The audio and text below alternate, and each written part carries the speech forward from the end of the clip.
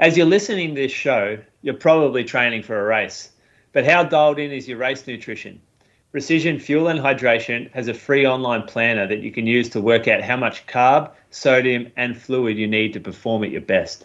Brady regularly uses this resealable 90-gram gel on his longer runs. Click the link in the show notes to use the planner to personalize your strategy for your next race. Then use the code INSIDE, all capitals, to get 15% off your first order of fuel and electrolytes and help support the show. Now let's get into it.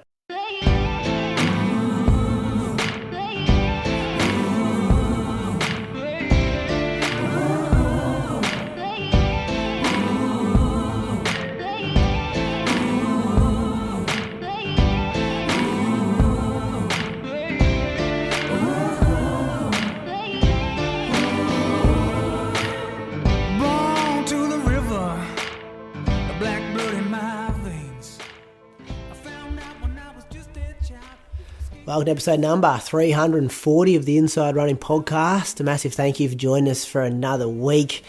It's going to be a pretty light on show this week, just looking through the agenda. Not much has happened in the last week of distance running worldwide and Australia-wide, but I'm sure we'll still get you about 60 minutes worth of content. So, if you're going for a run, keep us in your ears. We'll get you through the next easy 60 minutes, I reckon. Welcome to my co-host. He's back on the show again, second week in a row. Looking forward to talking again to Julian Spence. Welcome to you, Moose, down in Anglesea. Thanks, mate. Just keeping the ball rolling, I guess, aren't I? Just keeping the ball rolling. Did you listen to a bit of Tin Man over the weekend? Yeah. Oh, I listened to it this time last week and forgot how good it was. Our other co-host up in Canberra, Bradley Croker, another big congratulations to you for recording that back in 2020. No worries, Brady. Yeah, I haven't listened to it. Well, I've never listened to it, actually. Never listened to it? I did the interview, and then actually, you know what? I've never listened back to any interview that I've done, ever. I find that really hard to believe for you. No, it's true. When Viv's in the car, he just puts them on, you reckon, Moose? Oh, I reckon he's just straight out the door the next morning. But he just pauses the other people talking. I know, Moose, that's what you do. Remember Morgan McDonald? You book 2 hours and then you play it back and it's only your voice. That was, sending that message saying, oh, Morgan, mate, that 2 hours we spent chatting, yeah, it's all gone. We've got to do it again, if you wouldn't mind. And that, I don't think you'd ever get that again these days. No way you would get him coming back saying, oh, yeah, that's okay, we'll do it again. Yeah, it got him when his stocks were a bit lower. Yeah, but he's still NCAA champion when we got him. Maybe you could re-release that one, Brady. We could. I'll add it to the list. Can you guys, so the minute you just brought up the Morgan McDonald interview, I can remember exactly where I was running, listening to it when he was talking about seeing a sports psychologist. Can you guys do that? Like, I've got a terrible memory of other things, but you give me an example like that, I can go straight in my mind to where I was on the trail hearing that part of it. Because I remember it was one of the first times I'd heard a male openly talk about seeing a sports psych. Can you guys do that with stuff that you listen to? Yeah, sometimes. Like certain interviews, I remember certain aspects and where I was. Yeah. Good chance I was in Mulligan's, like pretty much all. But yeah, I do remember the Morgan one. Yeah. It was a good one, Moose. It was ahead of its time a bit. Yeah, well, why? Why was it? Because they talked about the sports psych stuff. Yeah, and just like because it was around his anxiety and stuff, wasn't it? There was that. Like, I think a lot more people are now open and talking about that. But yeah, as I said, it was probably the first male professional distance runner I heard speak about it. Yeah, and at that point, he had moved from. He'd gone pro then? Yeah, I think he was with Boss Hard at that stage. I reckon, because he went to a couple of professional groups before he ended up at On, didn't he? Well, he was with Ollie Hoare. And at where college. Were they at? No, college. Afterwards. Before... Yeah, I think they'll leave it because Ollie basically went straight from college and signed with On, whereas Morgan was with Under Armour, but he was based in Boulder. That's right, yeah. Yeah. And then, okay, I'm thinking of the very early days of the On Track Club. The very early days. They may have had some sort of YouTube channel or something. Yeah, I think you're right. Yep, they did. Yeah, I do remember some of those training videos. Yeah, before the podcast they had, I remember they went to Arizona maybe, or somewhere warm. Yeah, he was making his own content though. That's right. It was on his own videos. Yeah, Chicken It Boy was his Morgs. own YouTube channel. Yeah. It was pretty funny. Yeah, that was good. It was good. I liked it. Anyway, didn't think we'll go on there in the first 3 minutes of the show, but yeah, I'll add that to the list of episodes to re-release. What's been happening in Canberra, Croaks? You had a big week. See his 5K time trial, Moose? I did. Is he calling it a time trial or a pacing? Well, he dropped the guy who was pacing, so I'm calling it a race. Well, it was a pacing gig that turned into pretty much an all-out effort. I'd say it was in the top 5 of hardest 5K races I've ever done, which is, I guess, a sign that the 5K is a bloody hard event, and it's even harder when you haven't done a lot of 5K specific training. But we'll get to that. Give us the week leading in, though. Starts off with your Monday. So just 10.6K, 426s. And then Tuesday morning before work, I just ran on the treadmill for 35 minutes. Just put it on, 12K an hour. So that's 7K. Although it does feel like, it feels way faster than 5-minute Ks, my treadmill. Like, I'm not sure how calibrated it is because there's no way I've ever run 5-minute Ks outside, but on the treadmill, that rhythm seems, decent. So anyway, that was that. Tuesday session was down at the lake. So a lot of people had, this sort of 5K on the Friday or like a park run on the Saturday. So we just did a session of 3 sets of 3-minute, 2-minute, 1-minute, 1-minute standing recovery between the reps. But after the 1-minute rep, we'd have 90 seconds. For me, the 3-minute reps were 3:15, 3:14, 3:12. 2-minute reps were 3:09, 3:05, 3:07, and the 1-minute reps were 2:56, 2:57, 2:56. It was the first time I'd put on the ASICS Metaspeed Sky Paris. I really liked them, to be honest. I weighed them before I headed out to see how they compared to my Vaporfly 2s, and they were maybe 20 grams lighter. But then when I put them on, they definitely had a lot more guts in the forefoot compared to the Vaporfly 2. And definitely the best ASICS racing shoe that I've ever worn. That was fun. It's always fun to try new shoes. This is the shoe, Moose, that Reese Edwards and Tom DeCano wore at Ballarat? The bright orange one?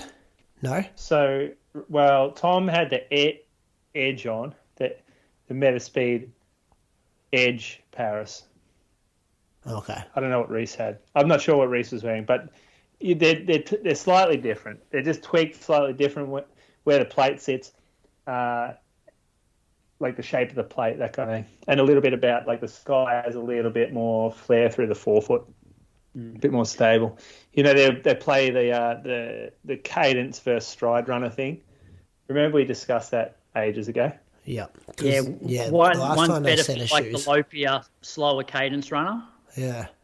Yeah, that's kind of or I think the wording was that some people, when some people increase their pace, they take longer strides, others increase their cadence, and I think they tried to design a shoe for each person. The Sky being aimed towards the stride runner. I really enjoyed it and definitely be using it again. Probably, I don't know, it feels for me more maybe I'd probably use it more for the shorter stuff. I could probably still go something like an Alpha Fly for a marathon. It just feels like it probably just protects my legs a little bit more, just because the ASICS one still just feels a little bit lower profile than what the Alpha Fly does. Wednesday I was in two minds because I knew I was obviously going to run pretty hard on Friday, and I really had no idea how sort of 16-minute 5K would feel given I haven't really run hard for, the last race I did was Sydney 10, so it's pretty much a year ago. But I'm also conscious of trying to get fit, and for me it's I just need to run some volume. So I still did my 90-minute midweek long run, just over 21K, 4:13s. Thursday afternoon, went out to Mulligan's, 8K in just over 35 minutes. And then I actually did do some strides. So it's the first time I've done strides outside of a session in a very long time. And it was funny, like didn't feel great when I was jogging, but then once I started doing the strides, I actually felt quite good running. Do you guys ever find that where you feel like not necessarily covering the ground great when you're jogging, and then you stop and then you start doing the strides and you're like, oh, I actually feel pretty good now? Yeah, you never regret doing them either. Like, how many times I've got like an hour easy in strides and like 50 minutes in, I'm like, oh, I can't be bothered doing strides when I get back home. But then you change shoes, or even if you don't change shoes, do them. It just sets you up for a better like day and activates you, and you feel better for the workout the next morning. I think they're very underrated. I think people underrate strides or surges like during your run on an easy day. Especially if you've had an easy day the day before off the back of a workout. So you've got a bit of pop back in your legs. Yeah, and I think for me as well, because I don't do a heap of like pure speed work. I feel like it's a safe way to keep a bit of speed there without sort of risking injury.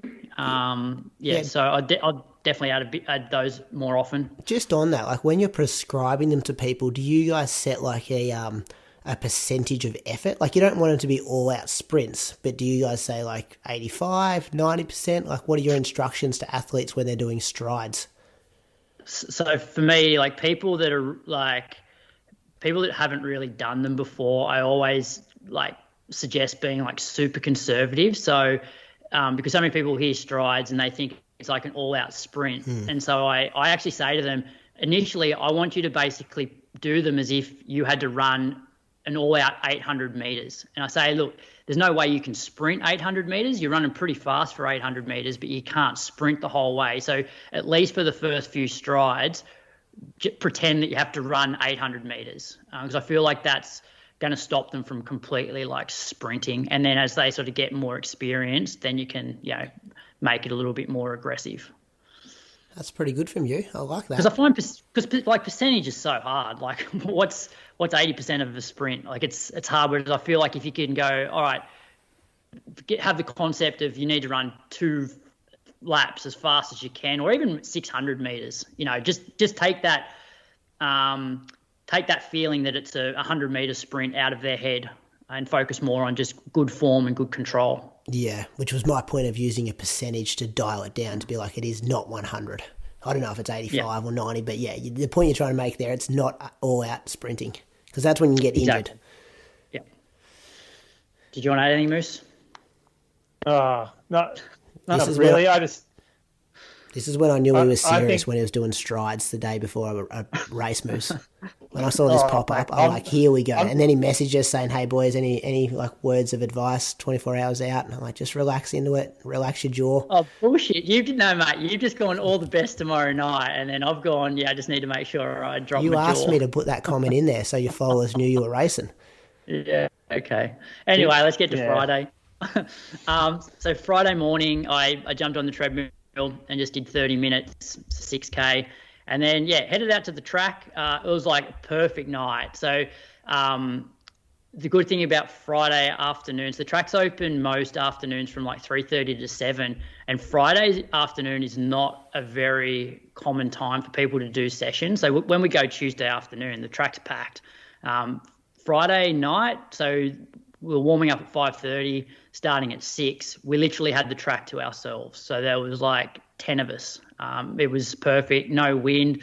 I had the kids with me because Viv was out at Wagga for Fashions on the Field and she was on her way back. So she was going to like come to the track and pick the kids up when she got back. So I had to warm up around the track just because I had the kids. So I'm warming up and 3 laps in, Colin's like, Daddy, need to do a wee. So, all right, boys, hang on. What was he doing? You just sat him on a bench seat, just said, watch Dad out here. No, him and Lily were sort of running around. They took a ball, and it was really good because there was hardly anyone at the track, so they weren't going to get in anyone's way.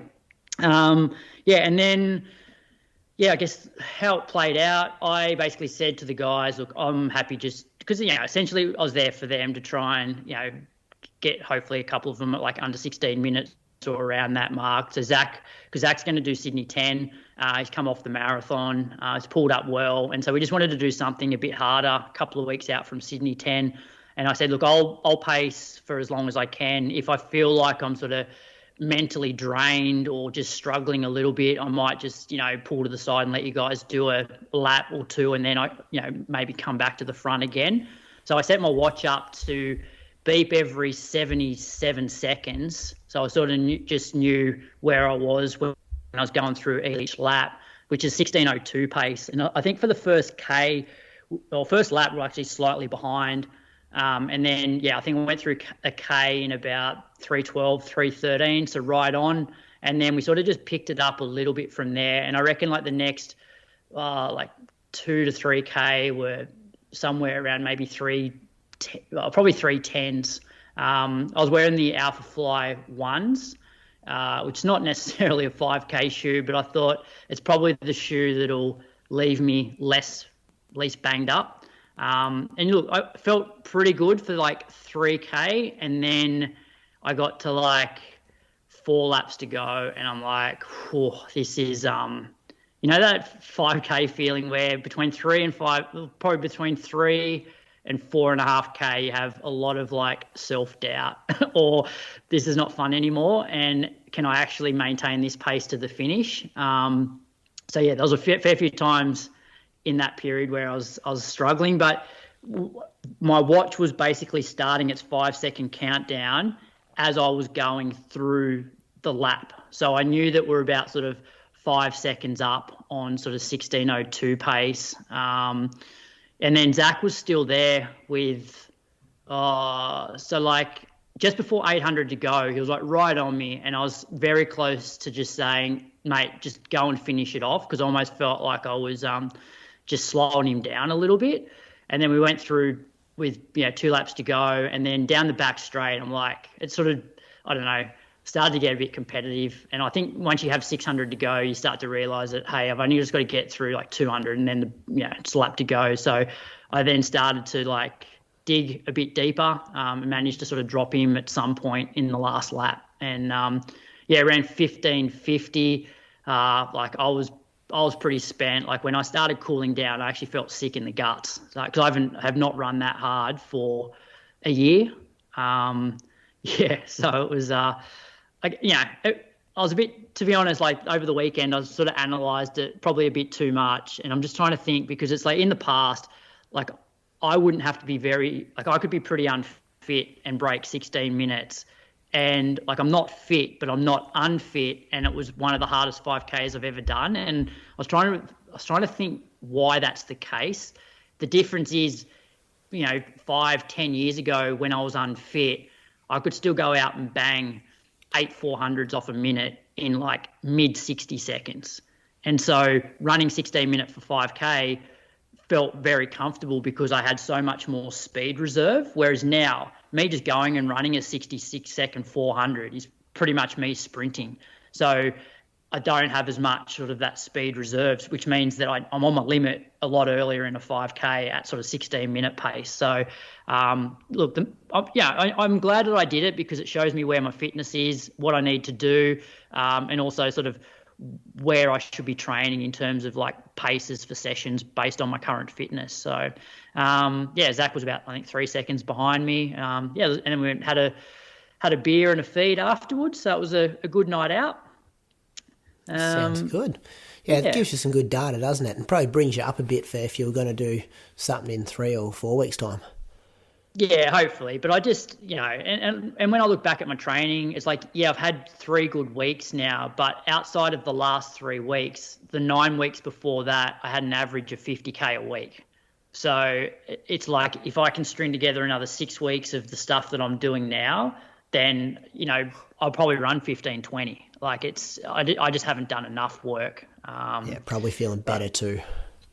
Yeah, but the positive was wearing the Alpha Flies, I pulled up so well. I basically had no DOMs at all, whereas a week or 2 earlier when I did 8 by a K at probably my K reps were no faster than what I ran 5 continuous Ks at.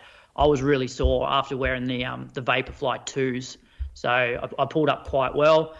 Saturday, I got to try on another new shoe. So we got given the Mizuno Neo Vista, and I put these on, ran down the hallway, and very much of a Super Blast feel in terms of like super cushioned, had a nice rocker on it. And I thought, you know what, this would be a pretty good pretty good shoe to wear sort of off the back of that race. Plus, Lily had her first day of like hockey at 9 o'clock. So I didn't have as much time to sort of get out to Mulligan. So I actually just did a loop from home and finished my run at the hockey field. Really enjoyed the shoe. Did an hour in 4:15s, and we'll do a review on the shoe, I think in a week or two. Went to the gym that afternoon, and then on Sunday met Zach, Jack, and Rob for 2 hours. A little bit damp, like it wasn't torrential rain, but just constant for the 2 hours. 4:16s, 28k, and 124 for the week. Beautiful. Good week of training. Been a bit wet up your way, and Sydney? Yeah, it's been wetter in Sydney. Like we had a bit of rain over the weekend, but like nothing. Like there's not that many puddles at Mulligan's today, so we haven't had a lot. It's been more the coast and north of us. Yeah, okay. It's been wet down your way, Moose? No. I think it's rained once here this year where I am. Yeah. Still got the sprinkler system gone. It's weird. Well, we're not doing that. Yeah. That's a good week, Croaks. How about Croaks' start times for his runs? It's nice, isn't it? This is some professional athlete life here. This bloke is still living the dream in Canberra. 4. I'll round it to the closest. 4 p.m. Yeah, it's tough. Hey, what? That's 7 a.m. I'll pay that one. 7 a.m. I can't see that because it's a group run, but I'm guessing it's like 5 p.m. or something. 5:30 our sessions warm up. 11 a.m. for his midweek long run. Yeah, that's very nice. 11 a.m. 4:20. Another group run. I'm guessing it was. Oh, that's in the evening. It was 5:30 or so. After work, yeah. 4:20. Yeah. What do you just straight out? School starts early, finishes early.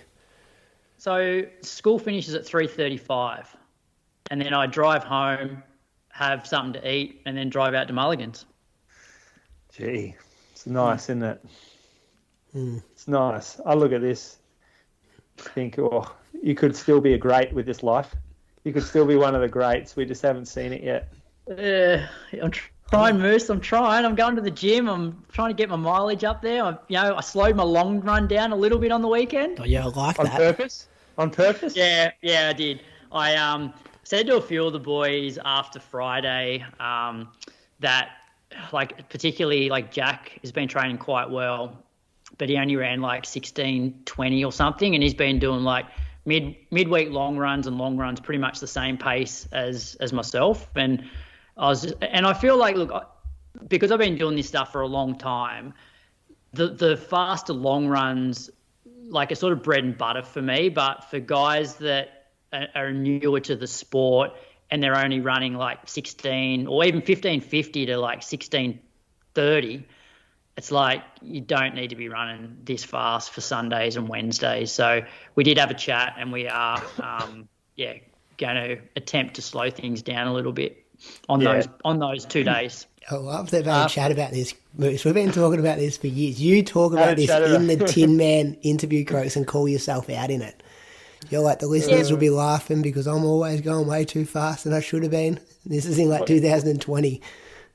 Brady, they've had a chat, right? Yeah. After 18K on Sunday, he hasn't run a single K slower than 4:15. Well, there's a 4:16. They've had a chat and and he realised finishes that. in 4:9:16, goes up a hill, 4:15, 4:8, 4:6, 4:6, 4:7. They've had a chat and realised they're not in 14-13 shape, Moose. So we should back off a bit.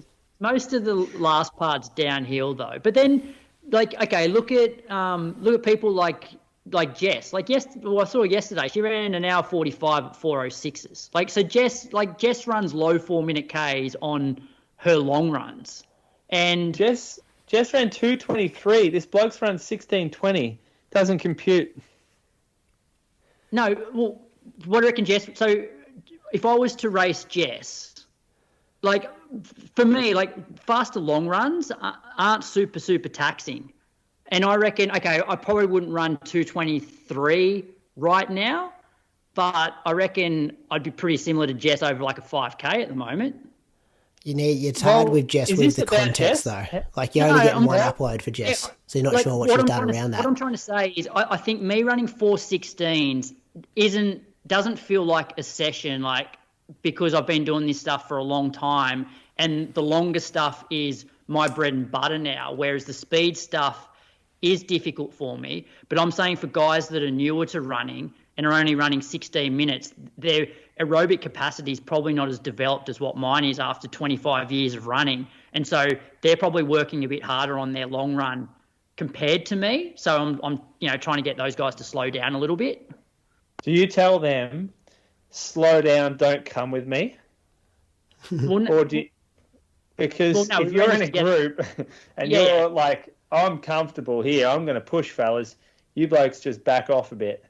No, but I'm at the point now where, like, I don't need to push, given where I am from a fitness point of view and my volume. I'd prefer to slow things down, but actually just run more per week. And get fitter that way. Yeah. I still look at we'll call it 4:15 pace for 2 hours, 322 meters. Not super hilly, but still hilly. Like that. That's still a big effort, as you said. Not so much for you, because you just do it week in, week out. But for someone who isn't you, that's tough. Like half of our group, that's a tough run down here, for sure. Yeah. So but anyway, I thought that was good coaching. Are you going to split your groups up, or are you going to keep dragging them along? No. I'm happy to go more 4:20s, 4:25s. Like, I really don't care at the moment. As I said, I'm just trying to build my volume. Like, there will be a time when I will start probably going a bit quicker again on long runs. For me, it was probably more. I think for me, Wednesdays at the moment, the Wednesdays I've been finding quite challenging off the back of the Tuesday sessions, where back in the day, like, that was like I could easily get rolling on a Wednesday and feel good doing it. Whereas now, like, I'm sort of been running 4:13s, but it hasn't been feeling like that easy. So that's the one run that I definitely want to slow down more so than the long run. Off the back of the workout with the fatigue in the legs, especially you do nighttime workouts into the next morning, midweek long. Yeah. I can't wait to follow this one along. I can guarantee you we ain't seeing a 2 hour plus long run at 4:25s. That's not in your wheelhouse.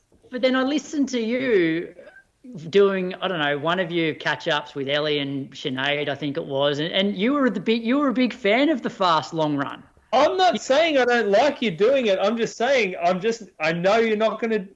I know it's not going to happen at 4:25s. I know it ain't going to happen. Even if I don't care if it does. So this has been my progression of long runs the last 3 weeks. I went 4:06s into 4:11s into 4:16s. Now that's pretty good. That's, it's trending the right way. All right. Well, let's see if we can get out to 4:25s. All right. I don't want you to be. I want you to be as good as you can be. And if that's running 4:05s, keep going. But just don't tell us you're going to run 4:25s. We know that ain't happening. We'll see. All right, Moose, over to you. What have you guys been doing?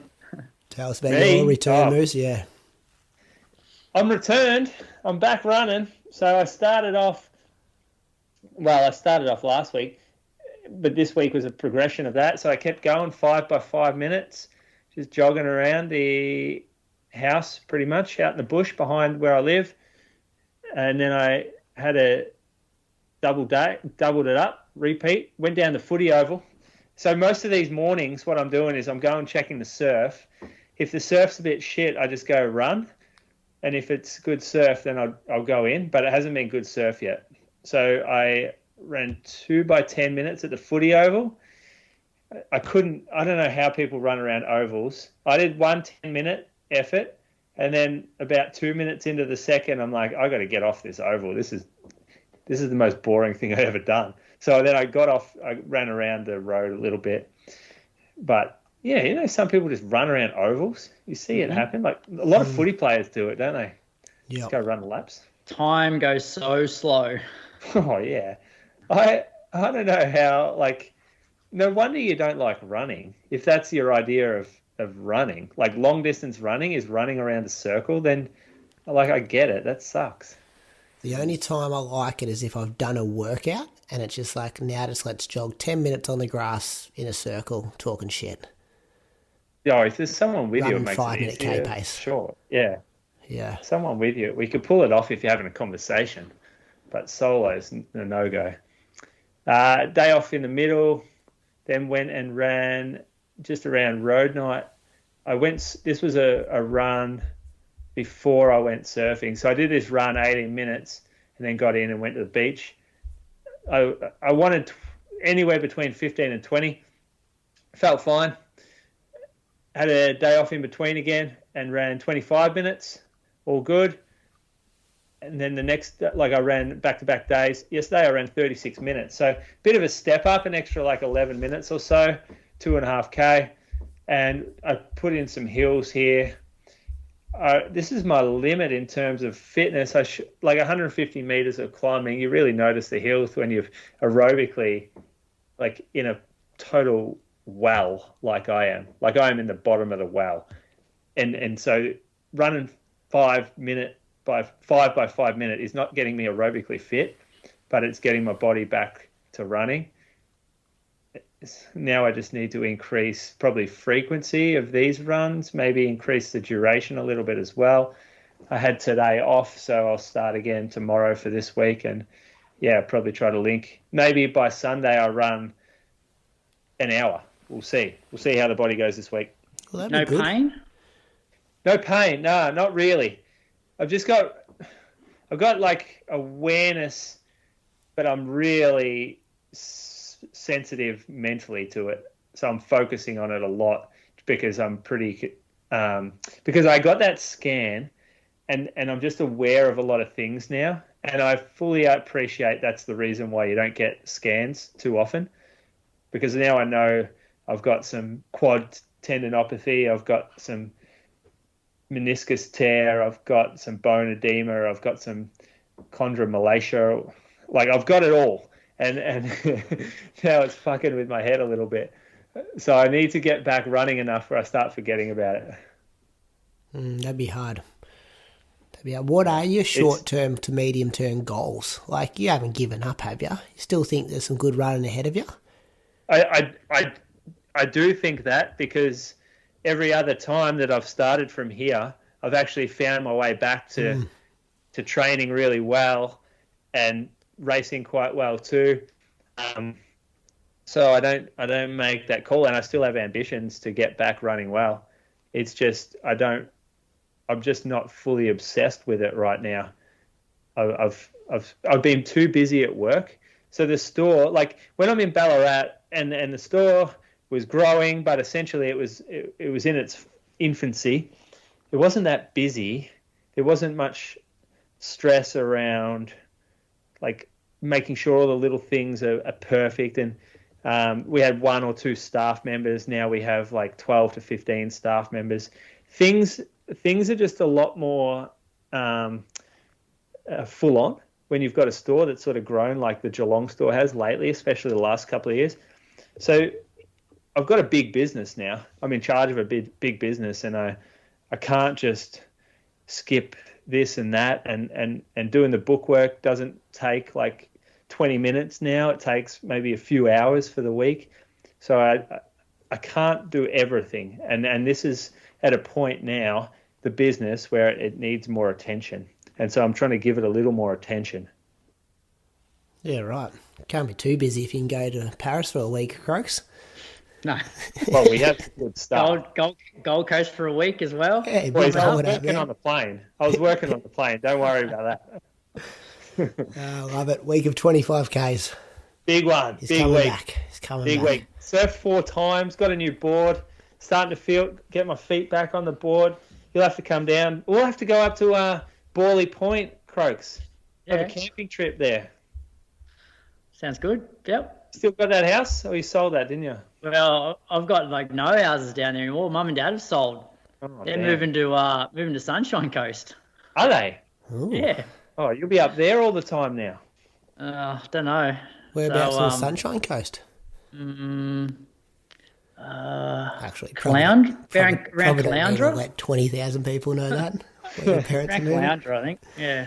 Caloundra. Okay, there you go. Very nice. I'll whistle through this week, fellas. Coming off a marathon, Monday, Tuesday, completely off. Wednesday, 7K, 4:47s. You know what was sore this time around that hasn't been sore before? Like under my arms, like the muscles in my, like near my ribs and stuff.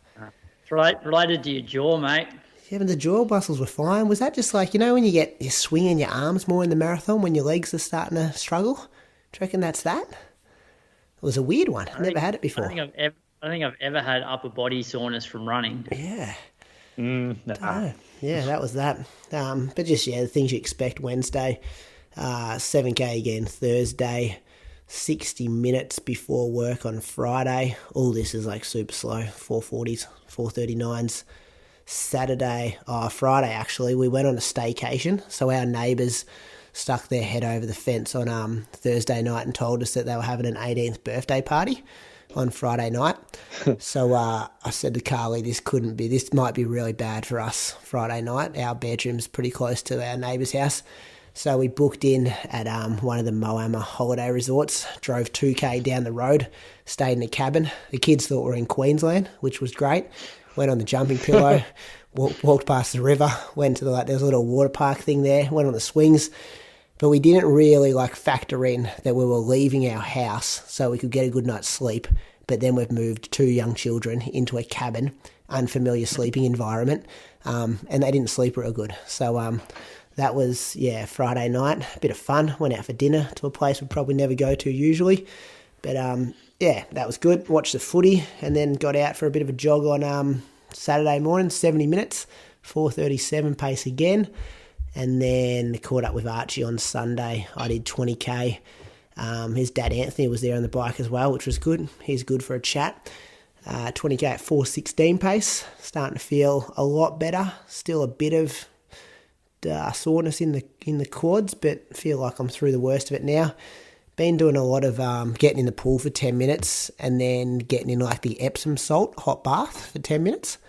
I think I did that probably longer for 10 minutes for the hot bath. Probably done that 4 times last week. It was quite nice. I think that's... Do you go back and forward between the two, or you just do cold then hot? Nah, cold then hot. Don't know that kind of time on my hand croaks. But yeah. Did someone tell you to do that? I reckon someone probably told me when I was playing under 12s footy back in 1999, and that's where I've got it from. So you run in a bath and you're putting all these salts in it. I run the bath, put the salts in it, then go stand in the swimming pool for 10 minutes, which is pretty fresh. How warm's the swimming pool? You said you haven't had 20 degrees? Oh, no. 15? No, it'd be, closer to 15. I could go check, but wouldn't be great radio. Cold? Yeah, it's pretty cold. Yeah, it's very much it's not icy cold. It's getting to 4-5 degrees overnight here, so it's pretty fresh in the morning. And we're not running the there's no heater in the pool. The ocean here is 17. Is it? For reference. I'll tell you when I get off this. I'll go check what the pool's in at the moment. Thanks, mate. But I'm very much jacket, beanie when I'm in there. That's cold anyway. What, you're not going in? Blue Doctor? Just go up to my waist. Oh. No, that's Get the dick in? Yep. Dick is below the waist, if you're not sure about how the human body works.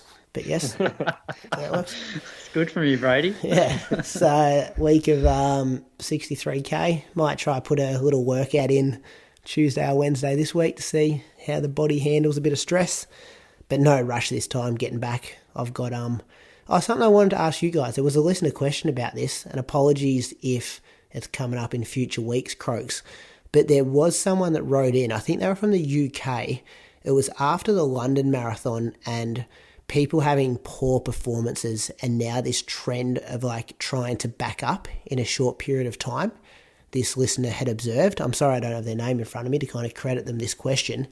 Obviously, Ali tried to do it, Moose. Obviously, I tried to do it. It's probably not traditional that you try and do it. Are you guys noticing this like trend of trying to get a bit of redemption, I guess, if your marathon doesn't go that way? What are your thoughts on it? Do you have any like rules to try to implement doing it? I haven't noticed a trend. I haven't noticed it, to be honest. Like, that's obviously you did it. We've seen Brett do it. I reckon Liam Adams may have done it somewhere. Oh, surely, yeah. Yeah, but I haven't seen it consistently. Eloise Wellings did it quite a bit. Yes, actually. True. But yeah, I haven't. I think you need a spell. I think mentally, a lot of people, if they're investing all their basically spare time, it is when you're working and you're training, it's all your spare time goes into training, and you're sacrificing. Not so much sacrificing, but you're putting all your eggs in this running basket for a period of time, and it's quite a stress mentally that you need a break from, I believe, and that's why backing up afterwards. I think we still underestimate the stress that a marathon has on the body, and I think that the 5 days off or the 7 days of no running back into training workouts 2 weeks later is still too quick. I might be of the old school and I'm thinking like that, but I haven't seen it work out too often. Obviously, you pulled it off pretty well. Brett pulled it off, but most of the time I feel like it ends up in a bit of a flop. Yeah, and even if it mentally doesn't, you feel like it's not getting to you mentally, it's still something you're thinking about. Like, it's just like you're at work and it's like, okay, make sure your drink bottle's full because you've got a marathon coming up. Or you just, yeah, I don't think it's healthy, and I don't think if your performance A hasn't gone well, and it probably depends on what the reason is, the performance A hasn't gone well, to then why are you chasing that performance B? And I think it can be very hard to pull it off, especially if it's something like for me it was okay because it was weather and I probably backed off a bit to try to save my legs a bit for the second go. But if it's, not weather and it's just your fitness actually wasn't there, and then you're going, okay, it's all good, I'm going to chase another one in 4 weeks' time, it's a very dangerous trap to get into. And add there, Croaks. And this question did come in from Europe where races are more readily available. So you can find something decent 4 weeks later.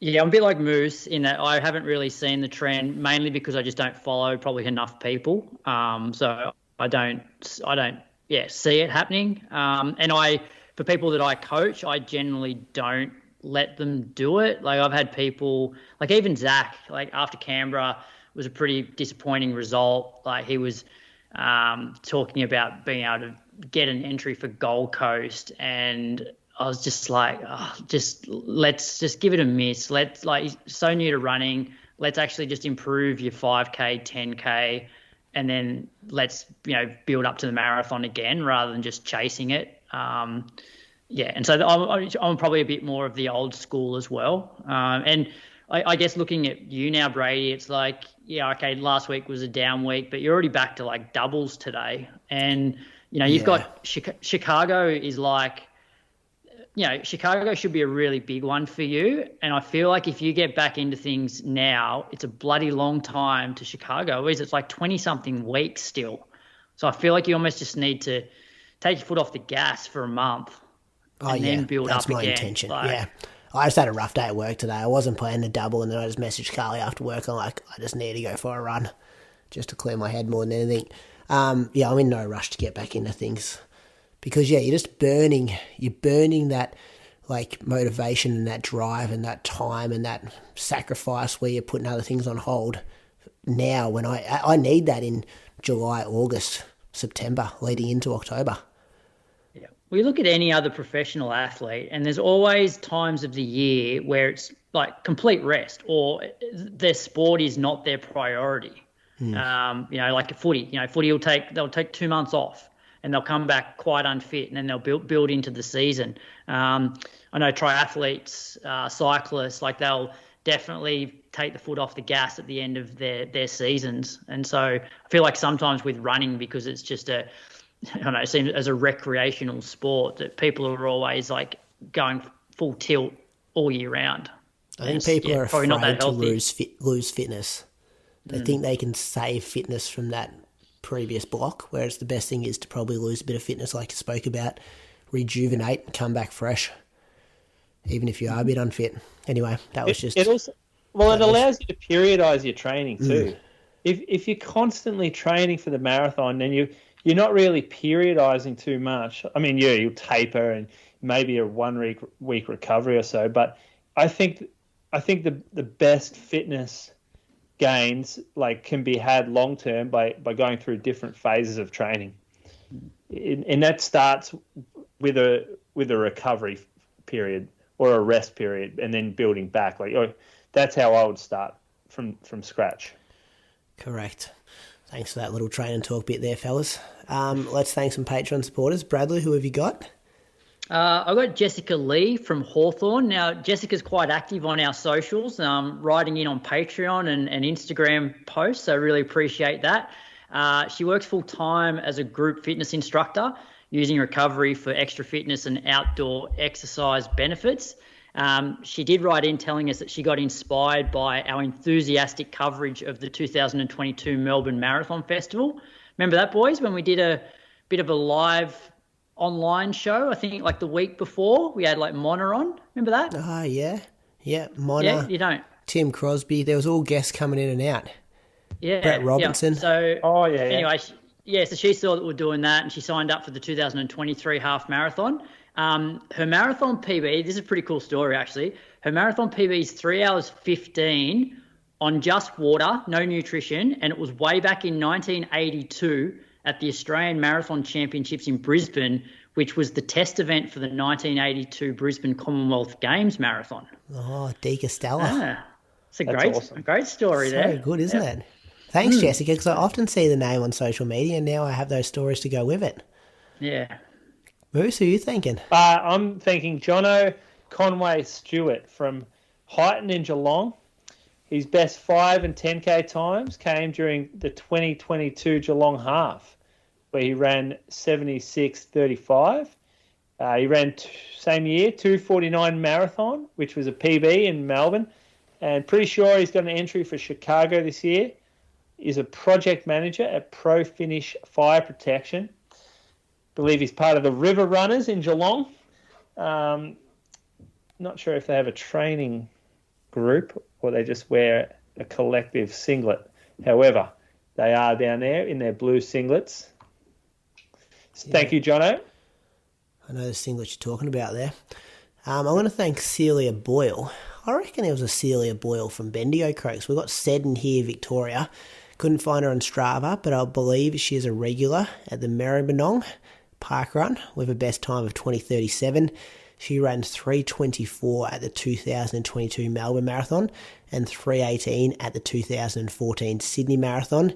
We think she may work at the Future Fund, which is Australian Sovereign Wealth Fund, which invests for the benefit of future generations of Australians. And if it's the person I'm thinking about, Croaks, I reckon her PB for 800 is 215, 220-ish. Was a good junior, maybe 430, 440 for 1500. Had a brother called Peter. He used to run for the South Bendigo Athletics Club. All that could be completely wrong, and there could be another Celia Boyle who's also, lives in Victoria somewhere and likes listening to running podcasts. So a massive thank you to our Patreon supporters for their support of the Inside Running podcast. It's a big week on the extra elite level. So the monthly with Chriso and Toby are going to be up and about this month as well. Chriso's been to Boston, got some good stories about running over there with Sondre Moen. He also had a pretty decent half marathon, fellas, during the week last week. He's back in he's back in form, I'm going to call it. You had a crack at him last week, Moose, saying he was in a hole and shoveling dirt on top of himself, I think you said. He is back in shape. Toby's back jogging after his stressy. That'll be a much more up and about episode this week. And we've also got Road to Gold Coast kicking off. So keep an eye out for that later in the week. So kind of 2 bonus episodes this week. Excitement levels are high. Correct, Croaks. Yep. Sorry to interrupt. When you are recording with the boys, can you ask Christian whether he's now changed his training approach? Because it appears since his half marathon that he's basically doing long runs every day of the week. Okay, yep. I'll ask that question for sure. I'll study his Strava before we record. Yeah. That could be New it. coach, I reckon, mate. New coach. New philosophy. I'll ask him about that. So, yeah, we'll get to all those things Wednesday night with Chriso from Norway and the bad boy who previously used to live in Ballarat. Some running news. Croaks, take us to the Hoka half marathon. Probably the only event that happened over the weekend in Australia. Yeah, I was looking for events. There wasn't a lot around. There wasn't even a Diamond League this week. A bit of a lull before Doha this weekend. But, the Hoka half marathon, which used to be the Sydney Morning Herald half, was won by Ed Goddard, 65.43. Matt Smith, second in 68.28, and Matt Cox, third, 69.20. In the women's, Abigail Nordberg got the win, 74.35. Eloise Wellings was second in 75.11, and Lauren Reid third in 76.02. So pretty wet up there. Never a super fast course because there's quite a few hills around Sydney. But yeah, well done to those podium getters. Gets a bit slippery on the boardwalk too, Croaks. Sorry, Moose, to interrupt. Yeah, there might have been. Not sure. There used to be a fair bit of cash put up for this event. I'm not sure what it is. I might see if I can find it online. Yeah, you look that up, and Moose and I will talk about this Kenyan team that got announced, Moose. Did you see this during the week? They did name a squad of, I think, 6 or maybe 5 people, and then they've cut it down to 3. Kipchoge's, I say obviously, but his Tokyo performance wouldn't have given him 100% confidence, would it? I think it's an obvious one. Yeah. I think it's obvious. I think it's like he would have been very short odds for that. It can't go off one race.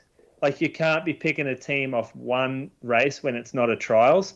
And so he deserves to be picked. Boston last year on the hills, 2 races. He's won the last 2 Olympics though, Brady. He's won like the last 2. Yeah, they were 3 years ago. This man. Don't be surprised if you see Kipchoge. Yeah.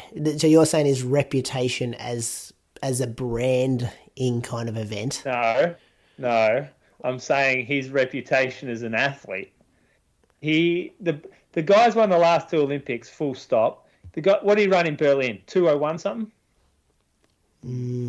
I'll look that up while you talk. Still the second fastest guy. He got smoked on the hills at Boston. Smoked at Tokyo. Tokyo's not hills? Yeah, I know. It was flat and he got smoked. That's what he should be dominating.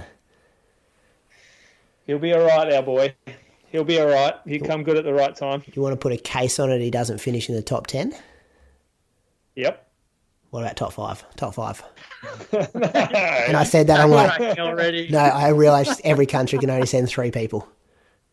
No. We'll do it for top 10 and it's done. Done deal. Yeah. All right. Keep going. Who else got picked? So Eliud Kipchoge's on there. Well, they also have Benson Kipruto, who was the Tokyo marathon champion this year. So he ran super fast there. And also Alexander Mutiso, who won the London Marathon just a couple of weeks ago. Their reserve is Timothy Kipchoge, who was second at the Tokyo Marathon this year and ran 2:02.55. So imagine not making the team with a 2:02.55 next to your name. That's the men's team. Mutiso, Alexander Mutiso. What else you got on him? What did he do before London? Yeah, a second or third at Valencia as well. Super quick. Yep. He was a guy a couple of weeks ago when we were talking about London that I said this was his first kind of win at London. Often like on the podium and stuff. Been around for a while, but just hadn't put one on the winners list yet. So that's the men's team. Women's team. So the women's team contained a shock third selection. This is off a Let's Run. Hellen Obiri, who has won her last 3 marathons. She's won Boston twice and New York once. Was one of the selected. And then there was reigning Olympic and London Marathon champion, Chepchirchir. and those two were headlining as expected, but former world record holder Brigid Kosgei was selected for the third spot ahead of Rosemary Wanjiru, who came second in Tokyo in March in 2:16.14, and is the fastest time by a Kenyan woman in 2024. And Sharon Lokedi, I think I've got that right, who beat Kosgei head-to-head in New York in November and was second in Boston this year.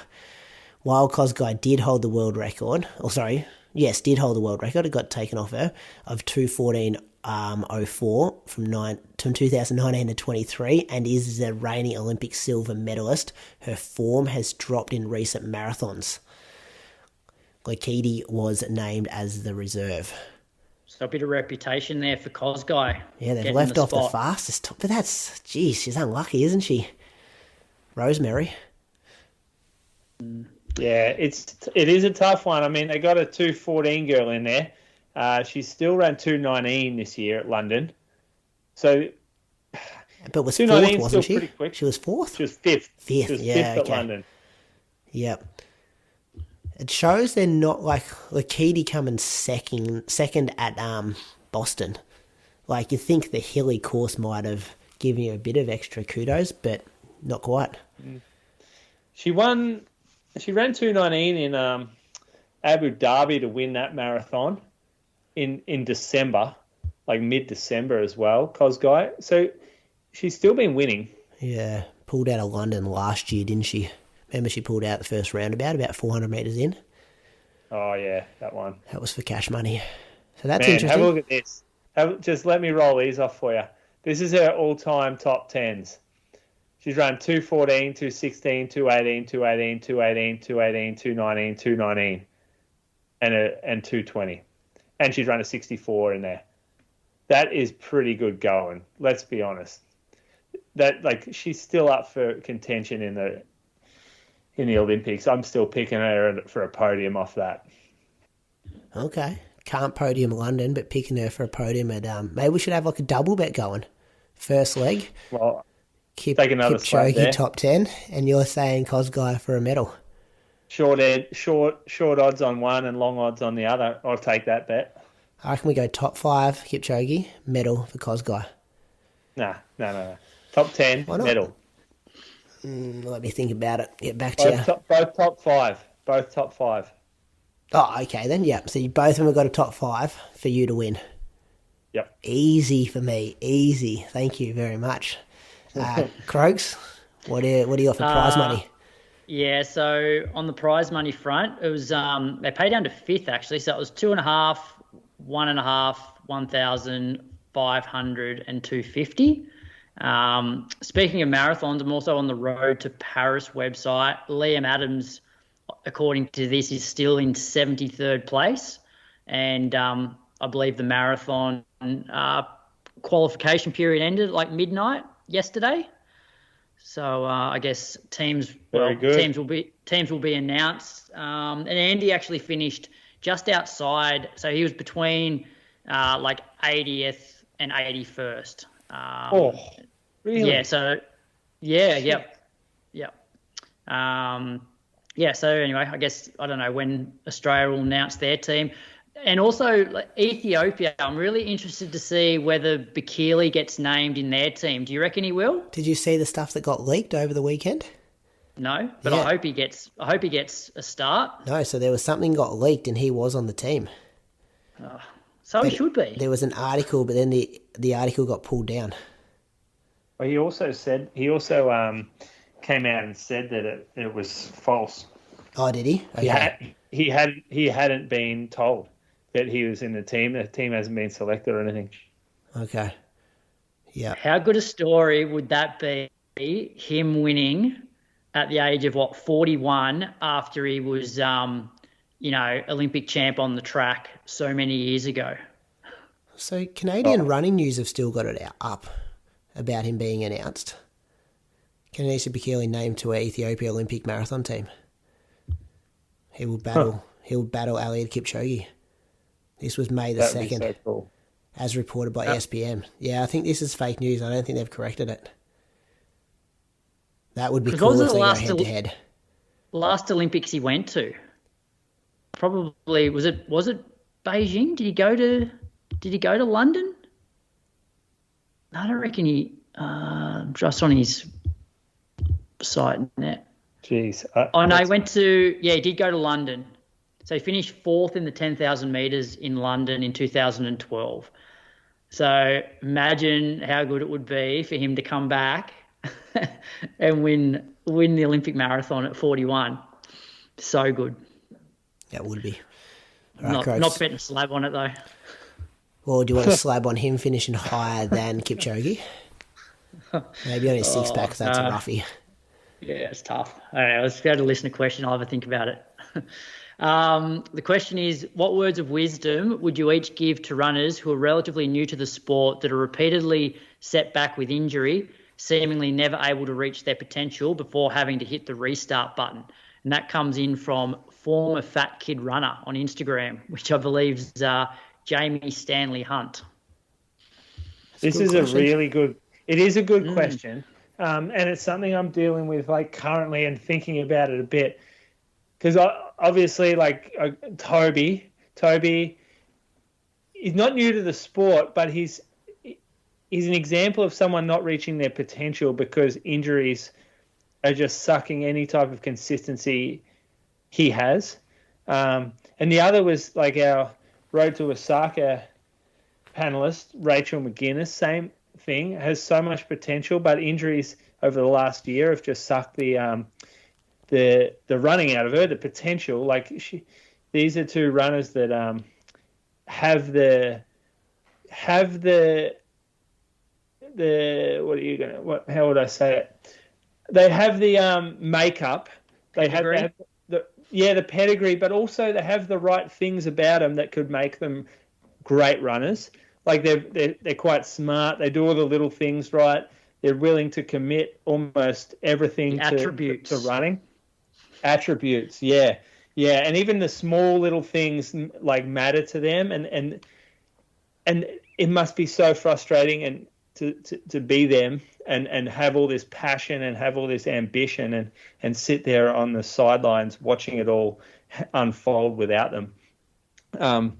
And both of them are coming back from repeating injuries. So not just like one injury, which you can kind of write off to the sport a little bit, but when you're having repeat injuries, very similar, you have to start to assess what you're doing wrong in your running, and you have to change something. Otherwise, you'll just keep making the same mistakes and you'll never get anywhere. And to be honest, I did the exact same thing. 2016, I'd pretty much been injured for the last 6 years before that and never could string more than 3 months of running together.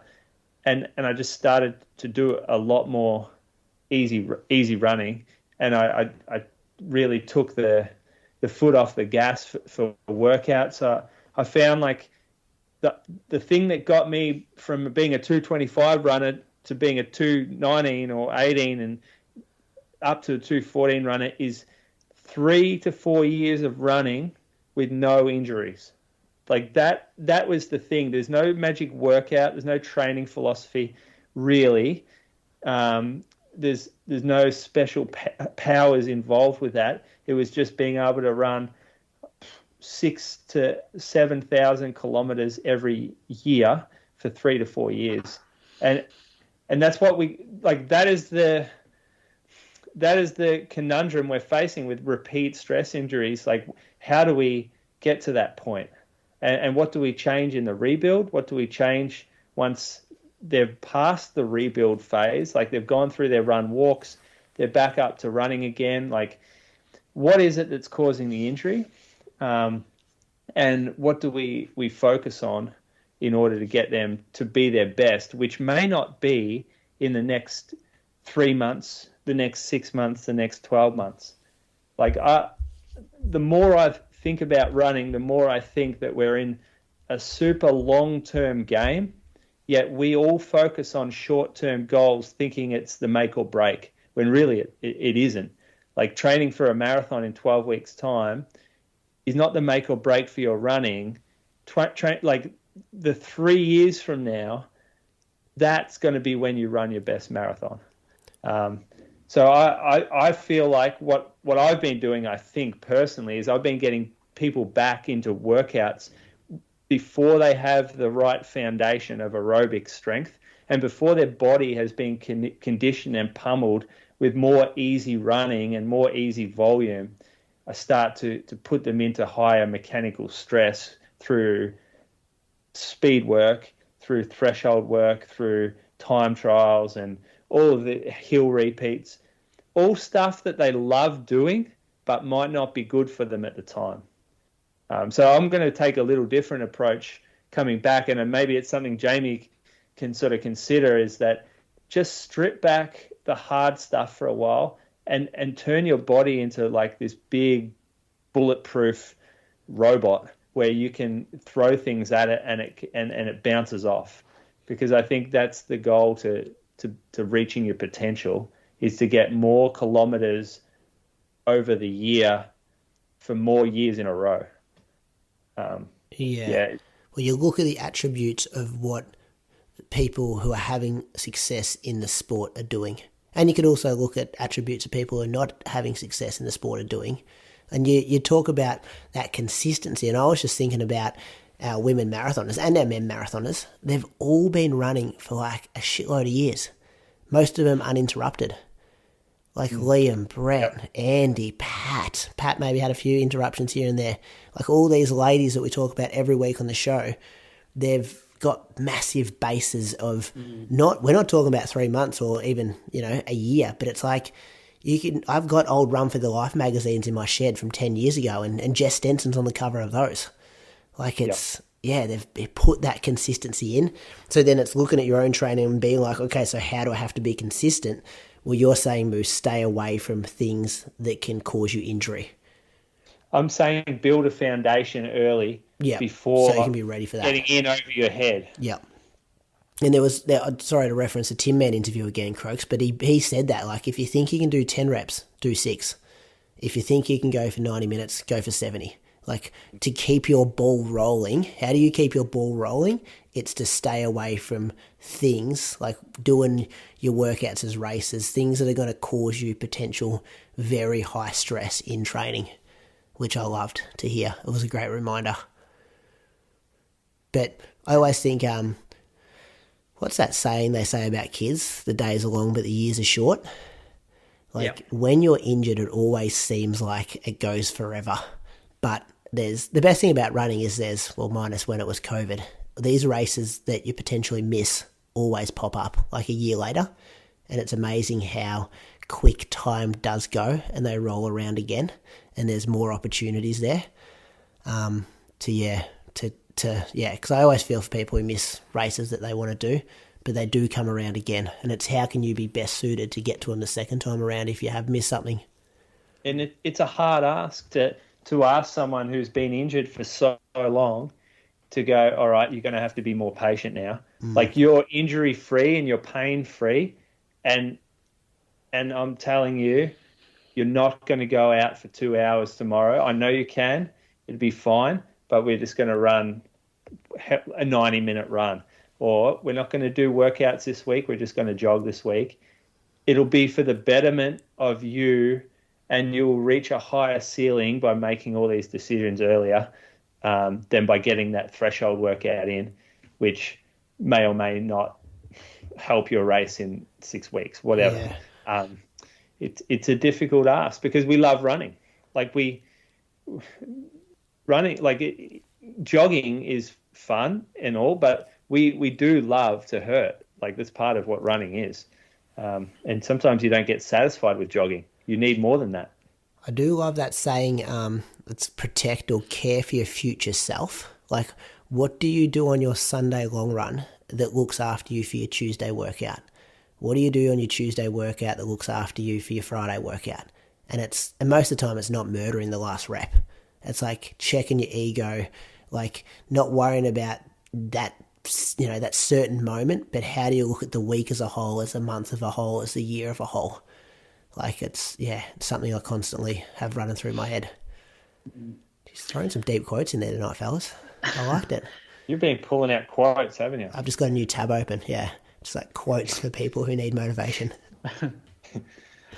What do you got, Craig? Anything else before we move on? The only thing I'd add, if like just looking at the question in terms of where it says like repeatedly, having setbacks with injury, like initially, like just peel the layers back and look at, are there any obvious like training errors? So like, are you like doing everything too fast, or too much speed work? And also like, are the injuries the same all the time? And if they're the same, then potentially like look at other things outside of the training. And that's where I think, a running coach can only do so much. You also want to like bring teams of experts in. So, you could be writing the perfect program that's not actually overtraining them, but they're not fueling enough. So if it's bone stress, like are they eating enough? And if they're not eating enough, then, you refer them to a dietitian to, look into to see if there's an issue there, or do they have some muscle imbalances? So you obviously then want to send them off to like physios. So, like we can do so much as a coach, but I think you also want to go and look for other professionals depending on what these setbacks are and what you think is causing them, especially if there's nothing that like is obvious from the training point of view.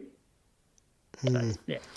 One of the best things, I remember when I was struggling a while ago, I went and saw a sports doctor, and he just like sat there and he didn't so much ask about the running training. He asked about every other aspect of my life, like home life, work life, family life, like what else do you do? And like it just gives you a picture of all these things that can impact your running. And then he was just like, just looks like you're overdoing it. You're doing too much stuff. Like, and then you get your blood tests and stuff like that, and it kind of shows you. But we always just think about what we're doing K-wise and paces and things like that as the main contributor. So, yeah, you make a good point. And I also feel like when you, like, I almost feel like when Moose, you were talking about, like, becoming bulletproof, it's like when I was running at my best, I had strung together, like, a massive block of training where when you've done that and you've made yourself bulletproof, you can probably take a few more risks and get away with it. But when you haven't made yourself bulletproof, which is often these people that are constantly coming back from injury, you can't afford to take any risk because you're just not strong enough to get away with it. So, yes. Yeah. I think a lot of people look at training of the elites or listen to podcasts of people that have been doing it quite a while, and the expectation is that is the way to train. And it doesn't, and it looks like running every day, and it looks like double runs. It looks like 2 to 3 workouts a week. We're always doing a Sunday long run. That's just the template, but it doesn't have to be the template for someone who's in a position like Jamie might be coming back. Like you've got to be able to find a way to run as much as you can. That's really the goal. You've got to run, like the more you run, the better you'll get at running until you get injured. So you've got to find the point where you can increase your running without getting hurt. And that might be for some people running every second day, or it might be not doing a workout for 3 months while you build your foundation. It might be running uphill on a treadmill because you've got knee pain, and that takes the pain away from the knee. Or it might mean that you run walking for a lot longer than you planned on doing. Like these things. Cross-train instead of doubles, which like, some of our top female distance runners have proven like the benefit of cross-training instead of going out for a second run. Absolutely. And, I talk a lot about doing easy running. Well, you can still get your heart rate up with low risk on the elliptical or on a bike. Like you can still get hard workouts in there if you feel like you want to, or you want to sort of get that sort of hurt factor. Some good stuff there, fellas. I enjoyed that chat. I think some people resonate with that well. As you're listening to this show, you're probably training for a race. But how dialed in is your race nutrition?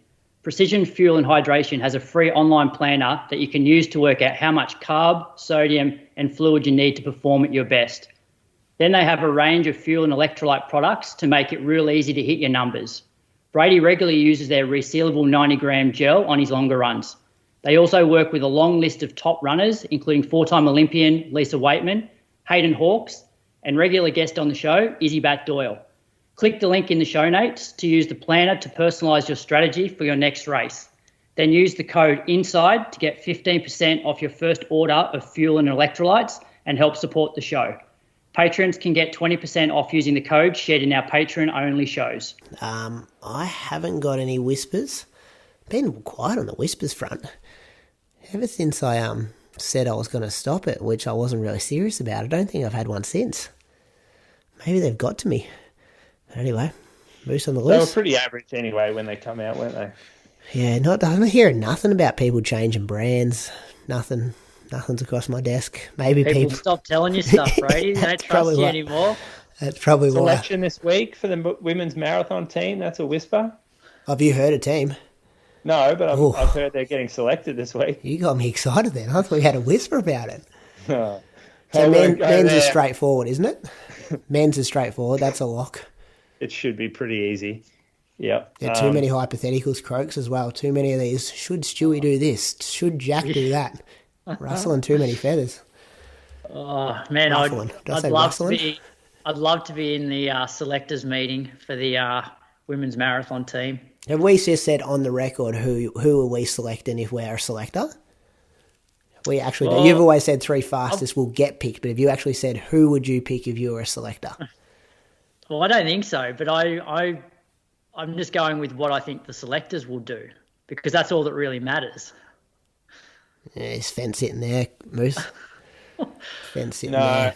Yeah, so I have a team in mind that I think would be the best chance of, like, if it was a teams event, it would be the team I would pick to go. But I would actually pick the top 3 fastest times. I don't think there's any other fairer way to do it. And I don't think the 3 fastest girls make a very strong case for their selection, regardless of if they were the top 3 picked. So top 3 times. So let's say all 6 girls ran 2:22:30. That team of the top 3, so if you go Sinead, Jen, Lisa, those 3 girls would make a solid claim for selection regardless that they're the fastest anyway, and that team could be the top 3 to go anyway. Like I don't think if you pick the top 3, there is anyone questioning that whatsoever. No, that's a good problem to have, isn't it? And less chance of... Yeah. Also, I think if the selectors pick the 3 fastest, there's less chance of negative media around the sport. Because as soon as you start picking athletes outside the 3 fastest, that's when it doesn't make sense to the general public. And that's when the negative media then starts, which we don't need that. Yeah, it does. Just pick the 3 fastest, please, and that everyone's happy. I believe everyone's happy, and I believe that's fair. Because it's hard. Look, I think pretty much all of those girls would admit that on any given day they could all beat each other, and they have. So if that's the case, they're all pretty much equal. So how do you split it? You go, well, during the qualification period, who's run the fastest? It's fair. Well said, boys. Moose on the list? Oof, no, I haven't really been around running it enough for this one. Purchase of the week? Or Moose, I saw today... selling stuff? Sale of the week. You're selling stuff. Oh, boy. Yeah, well, I just sold... Just before we went to air, I was out slinging a Rhino Rex roof pod out the front. Bloke drove down from Melbourne for it. Did a hard deal on him. Goes, $300. I said it was $300. He goes, $250. I said, nah, $300. He goes, all right, here you go. But he said that when he got to your front door after you'd already agreed on it.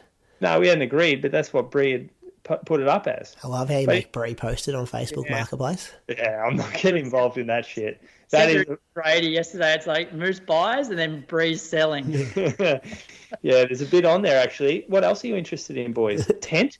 Got a 6-person tent with a connecting garage. That thing is like a fucking mansion. if you're out camping. Zach reckons he's getting spammed with it every day. He's like, is Bree spamming you boys? And I'm like, oh, it hasn't popped up on mine. Took a few ads out. The van that you bought, did it all come with it? No, I'm getting rid of all the stuff around it. So I don't need that stuff anymore. I just need to make some more cash available so I can buy more stuff, basically.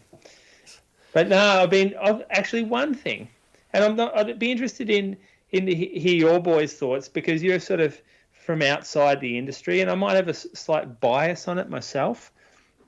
But Bree went to work today, and she came home. She said, 2 people today went through a shoe fitting with me. I helped them. Like, they come in, they had no idea what they needed. They both had injuries. I talked them through their foot shape, what I think would work for them, what I think their previous shoe was doing like a disservice to them. We tried multiple shoes after I looked at them on the treadmill. They got a chance to run in 5 or 6 shoes each without ever knowing anything about any one of the shoes. I guided them into the shoe that I thought would work best based on a multitude of factors over the course of 30 to 40 minutes of a fitting.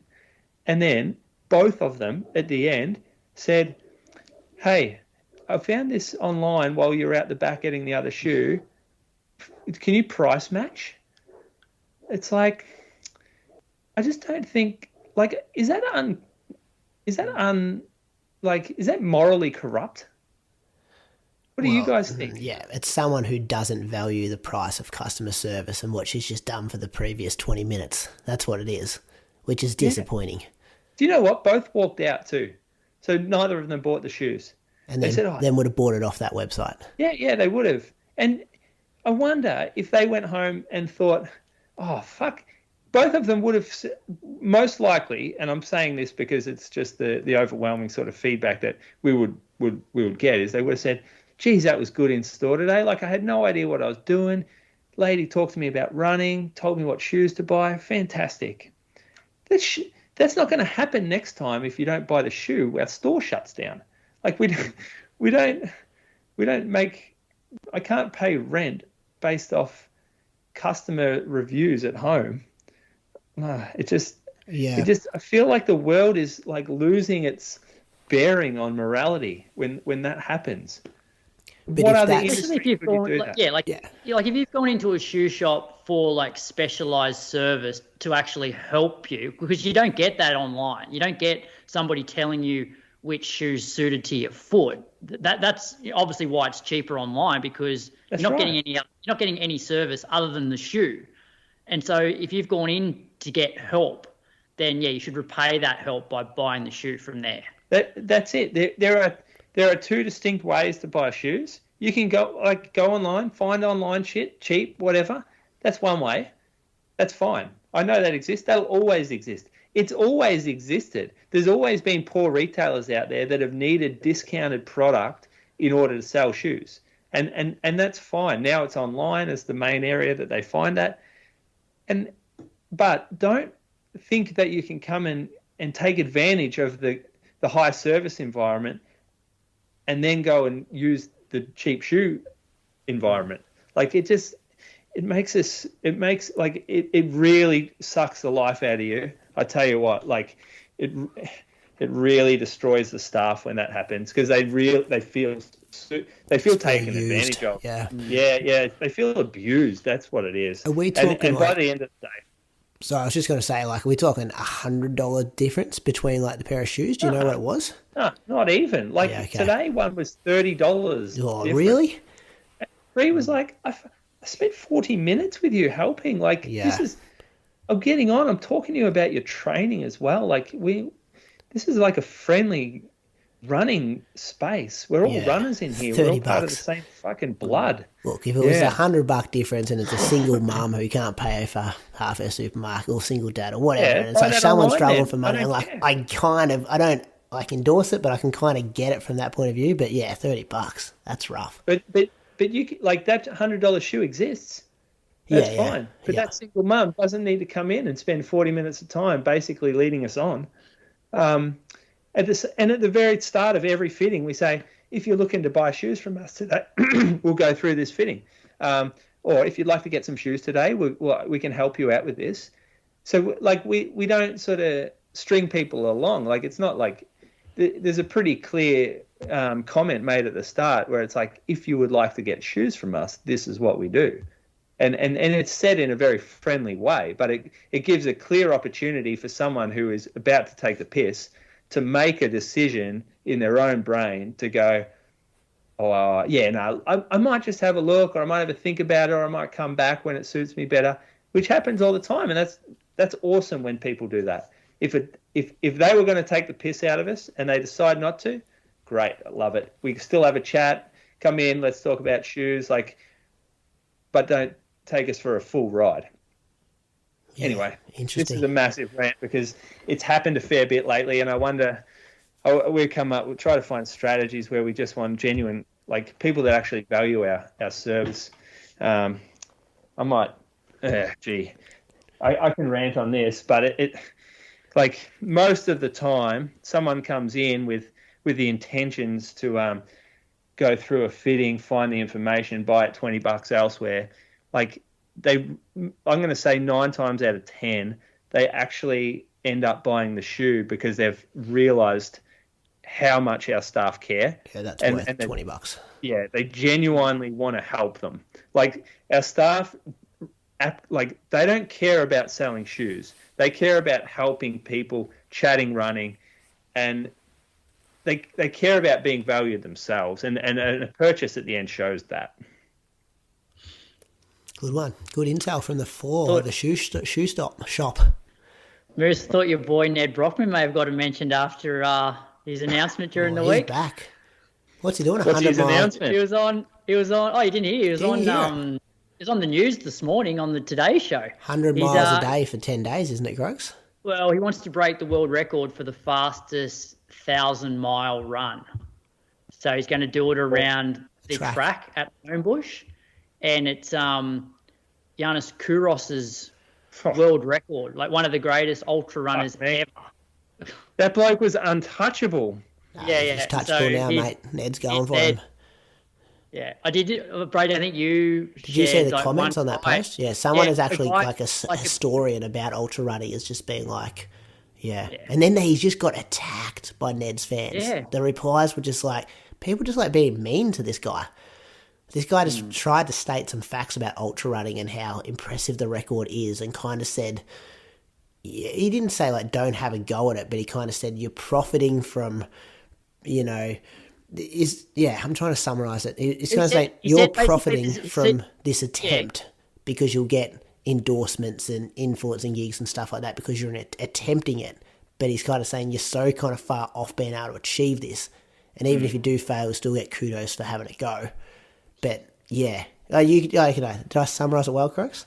Yeah, pretty much. He was just saying that, like, based on all the evidence of Ned's running, there's nothing that indicates that he's close to being able to do it. And because he doesn't think that he's close to being able to do it, then it's wrong to then claim to be taking on one of the best records or best ultra records there is. Because you are going to just profit from it. Like, I guess, I get that there's a whole raising $10 million for charity aspect, but I feel like Ned's gone past. Yeah, the charity is the second part to him not having to be on the tools as a tradie anymore.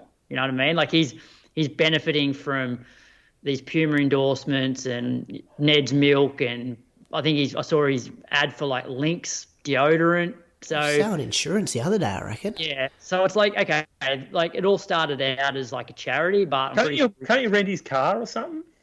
The milk truck. Isn't there something like rent his car, like pay money to drive his car or some shit? Not sure. Don't. But he's got this money. Like the like so many people are behind him though. This guy got ripped to shreds by calling this out. Yeah, like there's probably even people listening to this now that won't listen to our podcast anymore. Well, Crooks, we're burning bridges at a pretty good rate on this show, so we may as well just keep burning them. Yeah. What did we say? Did we say something bad? No, we're just saying this is his challenge, is what's happening. But I guess this one will be like the proof in the pudding a bit, especially when it's going around a track. Like I felt like the runs across Australia, it's very much like you're just in a car. Is it really records? Just upload, like, you know what I mean? It's not like there's no one from the Guinness. Certified. Yeah, Guinness World Records aren't following, get your GPS data, all that kind of stuff. Like, so you can kind of have a bit of spin on that. Whereas this is like, all right, you're going around a 400-meter track. Though if you're going to go for this record, it would have to be certified, and it might just give us some cold, hard data of where he does land, so how you can judge this person as an athlete. Because you actually said, Moose, last week, you were saying how everyone, he is the Brett Robinson, what we call the Brett Robinson of Australian distance running. He is actually that to a lot of people when they talk about who's the best runners in Australia. Or maybe not the best, but the profile. That's what frustrates us as runners, is realising that this bloke's not really doing extraordinary physical efforts, is he? Like, we're not seeing things that the regular punter can't do, but it's just been very much televised and promoted. So why is there a reputation that he's the best runner in the country? That's the frustrating thing as runners. But then having this 1,000 miles, like Giannis Kouros was the Michael Jordan of ultra running and long distance ultra running. Like, this bloke was an absolute war horse. Him and Cliff Young, like Cliff Young was a novel character and was very good at some of the Melbourne to Sydney, or the Sydney to Melbourne stuff, and he actually held his own right. He had a few Australian records, I think, for the multi-day stuff. But Giannis Kouros was a world leader, big dog, and people have had a crack since and still haven't got it. Yeah, okay. And that's why I think some people are saying it's a bit disrespectful in a way, thinking that you're going to rock up and take this record when there's nothing in your running resume that indicates that you're capable of doing it. Because I think this historian guy has probably gone back and looked at Ned's, across Australia run and sort of worked out like what he's capable of doing per day, and it's like nowhere near what Giannis Kouros could do per day. And I did see somewhere it's like comparing some guy who's playing like golf who's got like a 20 handicap thinking he's going to go and win the Masters, like it's just so far apart. Yeah. Anyway, guess we'll find out. Watch his space. Might be eating our When hats. is it? When is it? It's like later in this year, like August, September maybe. I'll try and find out. It'd be good if you're like, how sometimes at the Olympics they say they should just put like, a general person from the population in the 100 meters field and just be like, this is how fast it actually is compared to like just a normal person. Like, I wonder if we just said, who's the best ultra runner in Australia?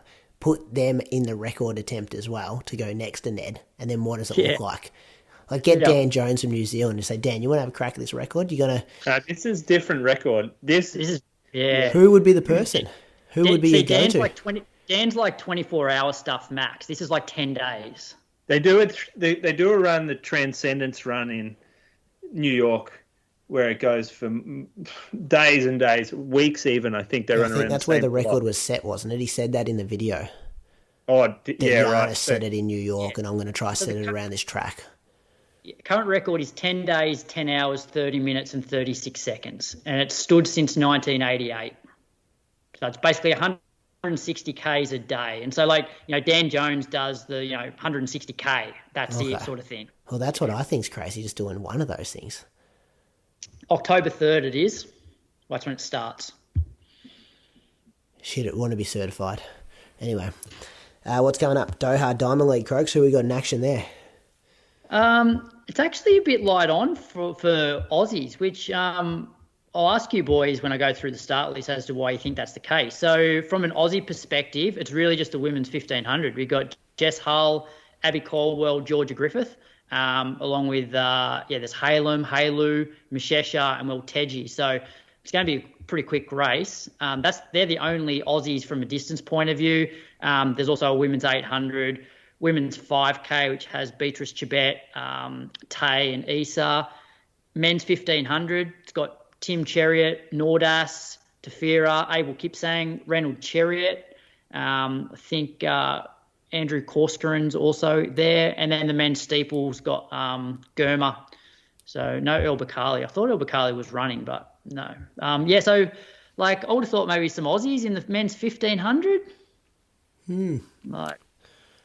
So, Might have been hard to get him in. I mean, you got at that level now. When you're sort of reading those names out, you've got Ollie Hoare who could step in. Stewie steps in, no questions. Who else? Like, does Adam Spencer step into these races? I don't think he does. Well, I'm having a look here. So, you've got Kieran Lum from Canada, who's a 3:34.55 runner. You've got a French guy with a PB of 3:39. The rest are all pretty much 3:32 or quicker. There's a guy from Qatar who's got 3:34, but I can understand having one of the locals in. The guy from Italy, 3:33.92. Yeah. Okay. Adam Spencer's back in America going by Strava. I've just looked that up. Back at college, Madison. Like Ever women's looked at his 5K? Strava, Croak? See how slow this guy jogs? No. 4:30k pace kind of guy. Who's that? Adam Spencer? Yeah. Or maybe 4:15s now and then. Oh no, just a 20k long run at 3:43s. Do you guys know whether the Doha Diamond League it's basically air conditioned, or would it be hot? Mate, don't go questioning Doha people on this show. This guy on the other end of the line went to Doha. Yeah, I know. He knows all about the track. He was in there. Yeah, the track's Australian vest on. I'm not sure. They air conditioned it for the World Championships, but I don't know if they air condition it for the World Champs. I mean, for the Diamond League. Yeah. So, I understand maybe our Aussie girls trying to hit the 5K standard, like Izzy not going to Doha because it's hot and you're unlikely to run 14:52 in the heat. But if it's the same conditions as the World Champs, then you should be able to, because it was perfect conditions. Look at Ellie and Sinead ran super quick over the 10K. Yeah. So I'm not sure. I guess we'll find out when they run on. When is it? It's on the 10th of May. Was that 31:10 and 31:12 or something like that, Moose? 31:18, 31:19, I reckon it was. Pretty quick, wasn't it? All right, we're done. What's coming up in your life, Moose, between now and next week? Whoa, let me check my calendar for you, mate. You going to cross country on Saturday? Hanging Rock? No, I got to work. Okay. Bree will be there. She's running 12k. 12k for women as well. That'll be hard. I think they are the same now. Yeah. 12k. I got a few showings this week, seeing product from On Running and ASICS for the 2025. So that'll be cool. Very good. Croaks, what are you doing? Probably start packing a few boxes, I reckon. We're 2 weeks now till we move. Oh, have you watched the Bluey episode about how they move house? The movie, or the 30-minute one? Yeah. Just shed a tear? No, I didn't. I got a bit emotional watching that one with Hudson on the couch. You watch that one, Moose? We're not at Bluey yet. Aren't you? We're at Blippy. Blippy. I'm concerned about how much Blippy P is watching. Blippy. Fuck, I don't know about this Blippy bloke. Yeah, I don't know if I want him teaching my kids kind of stuff off a TV screen. Boys, do you know what movie I watched last night? And it was actually Viv's request. Without Limits. Without Limits. Oh, bullshit. No, seriously. I'm ending this show before you guys start quoting it again. I can get her up to the mic right now to confirm that she was the one that wanted to watch it. Jeez, good movie. Sunday Classic. night at the Croker household's interesting, Bruce. Yeah. It took me, so I don't know how many times I've watched it, but I didn't actually realise that Frank Shorter was in the movie as one of the commentators at the start. Playing, he's not, Frank Shorter is the commentator. Do you guys know that? You read his book, Frank Shorter?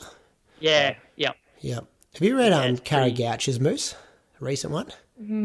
No, I haven't. I'm two minds whether to get that. I'll send it to you. I'm not sure I'd enjoy it that much. No, I think you would. Oh, yeah? Yeah.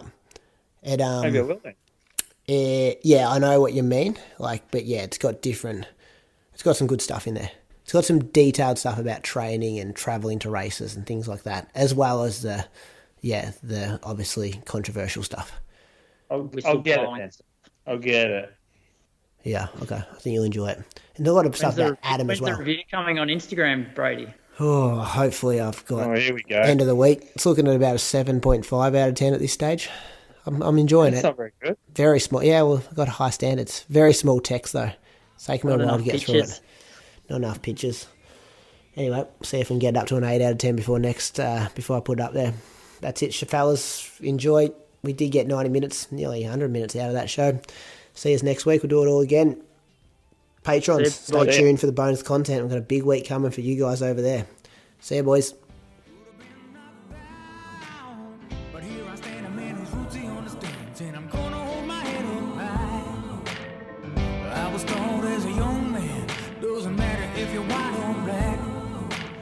Show love to everyone you meet. Doesn't matter.